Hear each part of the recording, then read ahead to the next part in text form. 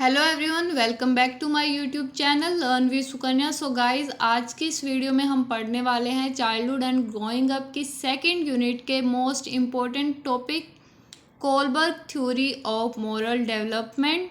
सो guys, video को end तक ज़रूर देखना बिकॉज ये topic exam point of view से काफ़ी इम्पोर्टेंट है। तो चलिए शुरू करते हैं हम आज की इस वीडियो को। तो सबसे पहले हम इसमें इंट्रोडक्शन परिचय देखेंगे। तो कोलबर्ग कौन थे? ये कोलबर्ग थे। कोलबर्ग एक मनोवैज्ञानिक थे जिन्होंने बताया है कि नैतिक विकास मोरल डेवलपमेंट धीरे धीरे स्टेजेस में होता है। उन्होंने ये समझाने की कोशिश की है कि बच्चा सिर्फ सही गलत नहीं सीखता, बल्कि वह क्यों सही है या फिर क्यों गलत है उसका रीजनिंग भी डेवलप करता है। यानी कि नैतिक विकास का मतलब है सही और गलत का निर्णय लेने की क्षमता और उसके पीछे की सोच। तो कोलबर्ग जो थे वो अमेरिकन साइकोलॉजिस्ट थे। उन्होंने क्या किया था, जो जीन पियाजे ने कॉग्निटिव डेवलपमेंट की थ्योरी दी थी उसी से इंस्पायर होकर मोरल डेवलपमेंट की थ्योरी दी थी। उनका कहना था कि जैसे बच्चा कॉग्निटिव डेवलपमेंट की अलग अलग स्टेजेस से गुजरता है, उसी तरह बच्चे का मोरल डेवलपमेंट भी अलग अलग स्टेजेस में होता है। ही उनका मेन फोकस क्या था कि जो एक बच्चा है, बच्चे में नैतिकता का विकास कैसे होता है। उनका मेन क्वेश्चन यही था कि एक बच्चे के अंदर नैतिकता का विकास कैसे होता है, एक बच्चा सही और गलत की पहचान कैसे करता है। मेन फोकस था कि बच्चे जो नैतिक प्रॉब्लम्स होती हैं उनका निर्णय कैसे लेते हैं। अगर किसी बच्चे के सामने कोई नैतिक समस्या या फिर नैतिक परिस्थिति आ गई तो वो उसका फैसला कैसे लेगा कि क्या सही है और क्या गलत है। इन दोनों चीज़ों के बारे में बच्चा कैसे निर्णय लेगा, तो यही वो जानना चाहते थे। वो यही अपनी स्टेजेस में बताएंगे कि बच्चा निर्णय कैसे लेता है। तो मैं एक स्टोरी के द्वारा भी आपको बताऊंगी जो कि कोलबर्ग ने ही दी है। तो होता क्या है कि कोलबर्ग ने अपनी थ्योरी, मोरल डेवलपमेंट की जो थ्योरी है उसको डेवलप करने के लिए, उसका विकास करने के लिए मोरल डायलेमा की सिचुएशन बनाई एक कहानी की हेल्प से, और वो कहानी थी मिस्टर हाइंस की। कोलबर्ग ने मोरल डेवलपमेंट समझाने के लिए एक स्टोरी दी है जिसे हम हाइंस डायलेमा कहते हैं। तो वो स्टोरी है ये। तो वो स्टोरी क्या है, जो हाइंस है उसकी एक वाइफ है जो कि बहुत बीमार है। एक ही दवा है जो उसकी जान बचा सकती है। तो वो क्या करता है, केमिस्ट के पास उस दवाई को लेने जाता है। तो केमिस्ट क्या करता है, उस दवाई को बहुत ज़्यादा महंगी बेच रहा होता है, जो कि हाइंस के पास इतने पैसे नहीं होते हैं। तो हाइंस क्या करता है, घर जाता है और सोचता है मैं क्या करूं।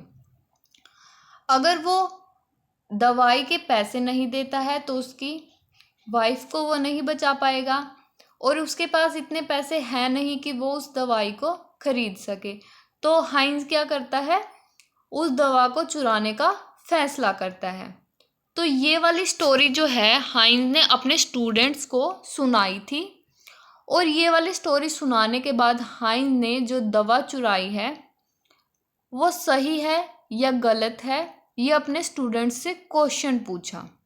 तो यहाँ मोरल डायलेमा ये है कि अगर आप हाइंस की जगह होते तो आप क्या करते, दवा चोरी करते या फिर कुछ और करते। तो अगर आप दवा चोरी करते तो क्यों करते, और अगर नहीं करते तो क्यों नहीं करते। ये दोनों बातें हैं, ये दोनों क्वेश्चन ही उन्होंने अपने स्टूडेंट से भी पूछे, और ऐसे पता लगाया कि बच्चों का मतलब मोरल डेवलपमेंट कैसे होता है, बच्चे क्या क्या चीज़ें सोचते हैं। तो इस स्टोरी से कोलबर्ग ने अपनी 6 स्टेजेस के लिए एक ग्राउंड वर्क तैयार किया। इनके अनुसार एक बच्चे में मोरल डेवलपमेंट 3 लेवल्स और 6 स्टेजेस में होती है।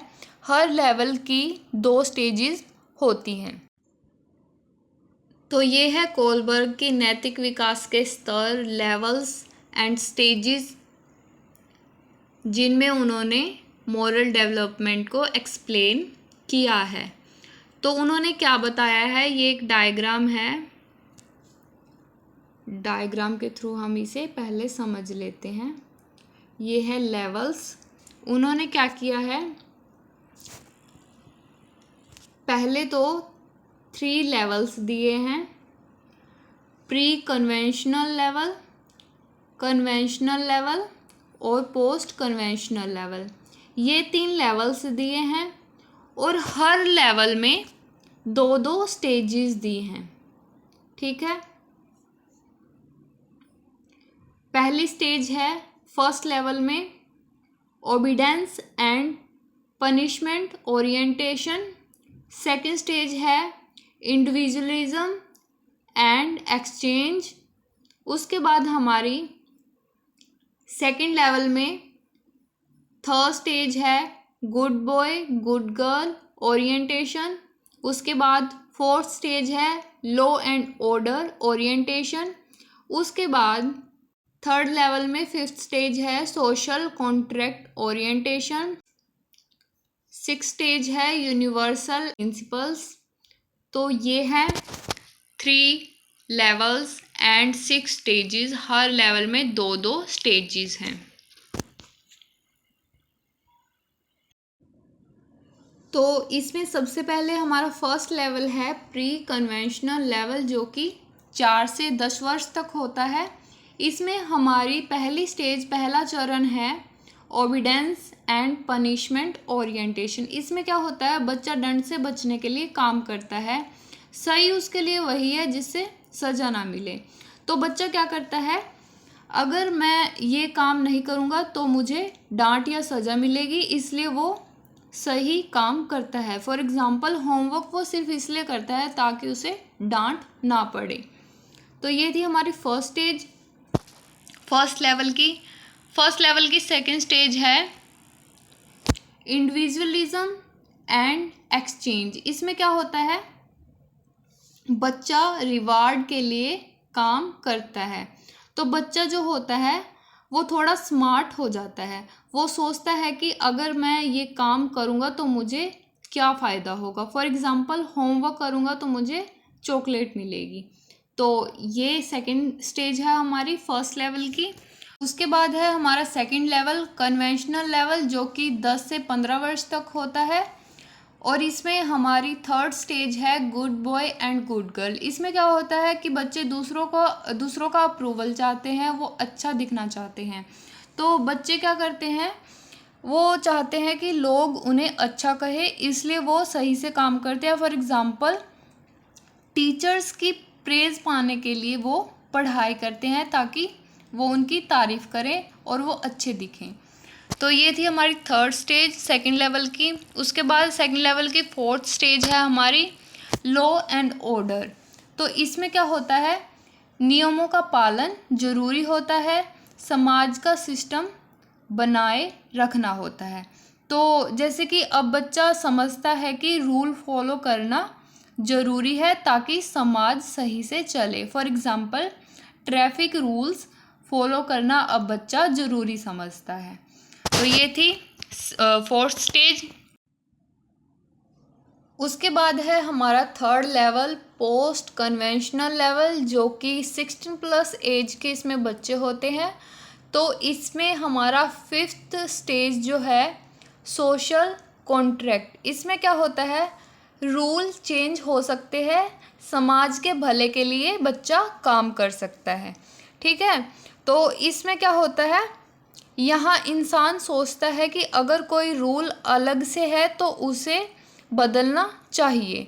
फॉर एग्ज़ाम्पल गलत कानूनों को बदलने की वो बात करता है।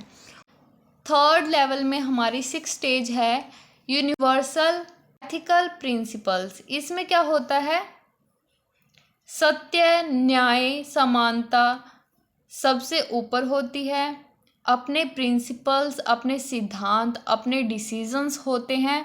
तो इस स्टेज में क्या होता है, इंसान अपने अंदर की जो वैल्यूज़ हैं उनसे डिसीज़न लेता है, चाहे उन्हें नुकसान भी क्यों ना हो, लेकिन वो अपने डिसीजंस, अपने सिद्धांतों पर खड़ा रहता है। फॉर एग्जाम्पल, वो सच बोलते हैं, चाहे बात किसी को बुरी लगे या कुछ भी हो, लेकिन वो अपने सिद्धांतों पर रहते हैं, चाहे उन्हें सजा ही क्यों ना मिले।